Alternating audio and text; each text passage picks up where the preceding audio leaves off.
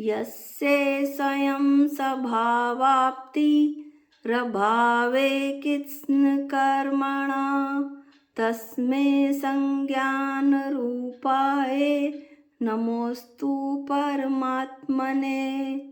इष्टोपदेश का मंगलाचरण करते हुए आचार्य पूज्य पाद स्वामी सिद्ध भगवान को नमस्कार करते हैं। पिछले वीडियो में हमने गाथा 13 में बताया था, कारिका 13 में बताया था कि जो धन है उसका संचय बहुत कठिनता से होता है और उसकी सुरक्षा करना भी अत्यंत कठिन है। फिर भी इस धन को पाकर जो मूढ़ जीव है, मूर्ख जीव है, उसे अपना हितकारी मानता है। जैसे ज्वर से पीड़ित मनुष्य घी खाकर अपने को स्वस्थ मानता है। इस पर शिष्य फिर प्रश्न करता है। शिष्य को तो प्रश्न बनते ही रहते हैं। बड़े आश्चर्य की बात है कि जब इतनी मुश्किलों से संपत्ति कमाई जाती है एवं धन आदि संपत्ति दोनों लोकों में दुख देने वाली है, तब ऐसी संपत्ति को लोग छोड़ क्यों नहीं देते? तो आचार्य उत्तर देते हैं कारिका 14 में, विपत्ति मात मनो मूढ़ परेशामिव नेक्षते दह्ये मान मृगा कीर्णा वनांतर तरुस्थवत्। मृग कीर्ण मृग आदि जीवों से भरे तथा दह्यमान फैली हुई अग्नि से जलते हुए वनांतर वन में तरुस्थवत् किसी वृक्ष पर बैठे हुए मनुष्य के समान मूढ़ मूर्ख जीव परेशान दूसरे को विपत्तिम इव विपत्ति के समान आत्मने अपनी विपत्ति को नहीं देखता है। मृग आदि जीवों से भरे फैली हुई अग्नि से जलते हुए वन में कोई मनुष्य वृक्ष पर बैठा हुआ है और वह ये देख रहा है कि ये पेड़ जला, वो पशु जला, वो हिरण जला, अब ये दूसरा पेड़ जला, पर जलते हुए वन में कि वह यह नहीं समझ पाता कि जिस वृक्ष पर बैठा है वो भी जल जाएगा और उसके साथ वो भी खुद स्वयं भी जल जाएगा, वह मनुष्य। इसका पद अनुवाद देखिए। वन में तरु पर बैठा जैसा मन में चिंतन करता है, वन्य जंतु अब जले मरे सब आग लगी वन जरता है। पर की चिंता जैसी करता अपनी चिंता कम करता, मूढ़ बना तन पुनि पुनि धरता, मरता है पुनि पुनि डरता।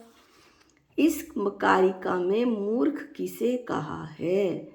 जो मनुष्य दूसरों की विपत्ति को देखता रहता है और यह विचार नहीं करता कि यह विपत्ति मुझ पर भी आने वाली है तथा अपनी सुरक्षा नहीं करता, उसे मूर्ख कहा गया है। कुछ एक ऐसे उदाहरण देने हैं जिसमें दूसरों को देखकर स्वयं की रक्षा हुई। ये उदाहरण इस प्रकार से हैं। पड़ोस के मकान में आग लगी तो कोई मनुष्य बुझाने वहाँ जाता है। लोग पूछते हैं तुम क्यों बुझा रहे हो? तब वह व्यक्ति कहता है मैं इस घर की आग इसलिए बुझा रहा हूँ जिससे ये आग मेरे मकान तक ना आ जाए, अन्यथा मेरा मकान भी जल जाएगा। अर्थात उस आदमी ने पड़ोस के मकान की आग बुझाकर स्वयं के मकान की रक्षा की। अगला उदाहरण देखिए। एक राज्य का नियम था कि वहाँ जो भी राजा बनता उसे राज्य काल समाप्त होने के बाद जो राज्य के पास बहुत बड़ी नदी थी उसमें फेंक दिया जाता था, अर्थात उसका मरण हो जाता था, क्योंकि नदी से बाहर निकलने का कोई साधन नहीं था। जो नया राजा बना था उसने विचार किया कि यह तो गलत है, कुछ करना चाहिए। अब इस राजा ने अपने राज्यकाल में उस नदी पर एक पुल बनवा दिया। जब उसका वो राज्यकाल पूर्ण हुआ तो नियम के अनुसार उसे भी नदी में फेंक दिया, किंतु वह नदी में थोड़ा तैरकर पुल के पास पहुंच गया तथा पुल से सुरक्षित नगर के बाहर निकल गया। इस प्रकार राजा ने दूसरों के संकट को देखकर अपनी रक्षा कर ली। अगला उदाहरण सुने। किसी श्रावक के यहाँ मुनि महाराज आहार करने के लिए गए, वहाँ से वापस आ गए या अंतराय हो गया। तब दूसरा श्रावक महाराज के वापस होने तथा अंतराय किस कारण से हुआ यह जानकारी लेता है और फिर सावधानी रखता है कि अपने यहाँ वैसा ना हो। गुरुवर आचार्य श्री विद्यासागर जी ने पूर्णोदय शतक में एक दोहा लिखा है।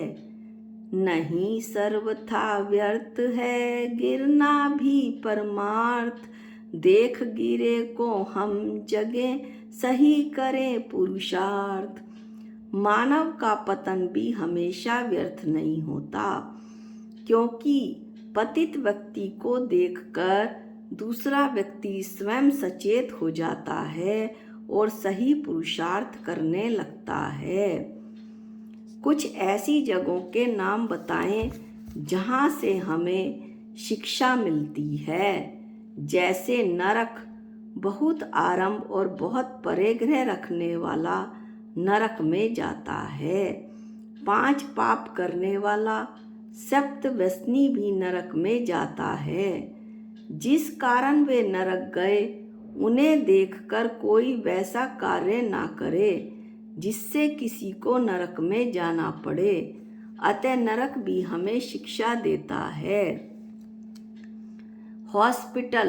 हॉस्पिटल में व्यक्ति एक तो गलत भोजन पानी के सेवन से जाता है, जैसे गुटखा पाउच खाकर कैंसर हो जाता है। मांस शराब के सेवन से अनेक प्रकार की बीमारियां हो जाती हैं। दूसरा, रास्ते में सावधानी से न चलने पर एक्सीडेंट हो जाता है। आपस में झगड़ा होने पर मारपीट करता है, जिससे शरीर में चोट लग जाती है। इस प्रकार यह मनुष्य अस्पताल की शरण में जाता है। तीसरा, पूर्व के तीव्र पापों का उदय हो, जिसके कारण भी वह बीमार होकर अस्पताल जाता है। ऐसे व्यक्ति को देखकर हम वैसा कार्य ना करें जिससे हमें हॉस्पिटल का मुंह देखना पड़े। अगला उदाहरण देखें। नदी बहती रहती है, बीच में पहाड़ भी आते हैं तो वह नदी वापस नहीं होती है। वह तो पहाड़ को काटकर आगे बढ़ती ही जाती है। अतः हम कोई भी कार्य करें, बीच में रुकावट हो जाए तो हम भी अपने कार्य को ना रोकें, बल्कि रुकावट को दूर करके पुरुषार्थ के साथ आगे बढ़ते रहें। अब आगे कहते हैं कि समुद्र का जल खारा क्यों और नदी का जल मीठा क्यों? इसका उत्तर गुरुवर आचार्य श्री विद्यासागर जी महाराज ने एक दोहे में लिखा है। सागर का जल छार क्यों, सरिता मीठी सार, बिना श्रम संग्रह अरुचि है, रुचिकर श्रम उपकार। समुद्र को बिना परिश्रम करे ही जल की प्राप्ति हो जाती है और नदी को निरंतर कठिन परिश्रम करना पड़ता है। जिन्हें बिना परिश्रम के धन की प्राप्ति होती है उन्हें उसका स्वाद पता नहीं चलता, और जो श्रम करके धन कमाते हैं उन्हें उसकी कीमत का भी पता चलता है और वो धन उन्हें ज़्यादा सुखकारी लगता है। अतः अपने जीवन में हमेशा परिश्रम करना चाहिए। हमें किसकी चिंता करनी चाहिए, अगला प्रश्न होता है। परमानंद स्तोत्र में एक श्लोक है, उत्तमा सब आत्मचिंता स्याद ध्यय चिंता च मध्यमा अधमा काम चिंता स्यात् पर चिंता धमा धमा। आत्म कल्याण की चिंता उत्तम है, शरीर की चिंता मध्यम है।